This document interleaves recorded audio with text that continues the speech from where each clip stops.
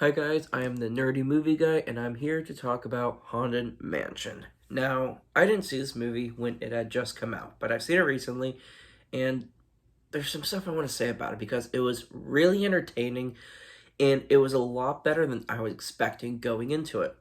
Now, this movie isn't scary, it's not creepy, but it's spooky, and it has those horror elements that horror fans will appreciate, I think. There is one part in the middle where there's a really good jump scare and it feels out of place for the movie, but yet it's entertaining and it's fun. Now, when this movie opens up, there's not any action from the start. They don't really get into it yet. It's a backstory. So, our main protagonist, Ben, we get to see a personable, real backstory for this character. And I wasn't expecting that, but it was really cool. And we kind of get the sense that when he meets this woman, that she's going to be important to him. And as the scenes progress, after the opening scene, there is a unprecedented time jump, and we don't know how long that time jump is.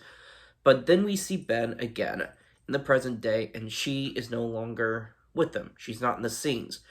He doesn't talk about her. We don't know what happens, so that kind of builds the mystery to his character. And when we get into the rest of the movie, he goes to the Haunted Mansion. The main characters are meeting. We really get to see some character development, and this wasn't something I was expecting in a movie like this. There are plenty of characters, plenty of ghosts, there's a lot of different stuff going on, but Ben, in my opinion, the actor really carried the movie. We get to see him be funny, we get to see him be kind of the action character. And there are some shots toward the last half where we get to really see some raw emotional acting from him. And it was really cool to see. Now, we have Rosario Dawson's character, Gabby. Her character is plain and simple. She wants to protect her son. She and her son move into this mansion, and it's haunted. So, she's gathering all these people to kind of come to the mansion and help clear it of the ghosts.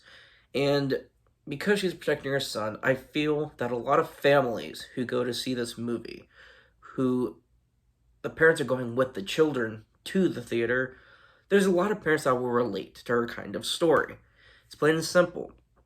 And I think it really worked out for the movie. It gave a more of a personal side to her character that the other characters didn't really have. And something else about this movie I was really impressed with is the Hatbox Ghost. When I saw the trailer and I saw Jared Leto was playing this ghost, I was intrigued. I wanted to see what it was about. I didn't know he was going to be in it till the last minute. I didn't know about it till very recently. And his performance was really strong. I thought there was a great delivery on his acting for this character. And it surprised me and it made it fun.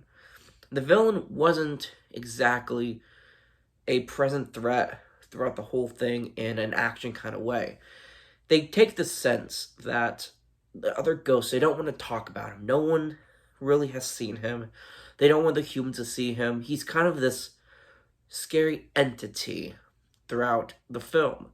And we don't really get much screen time until the second half. Then he gets more and more screen time as we learn more about his backstory, who he was as a human, what he did when he was a ghost. And when they explain his backstory, they do it in a really funny way by having Danny DeVito give this backstory. His character gives the Hatbox Ghost's backstory.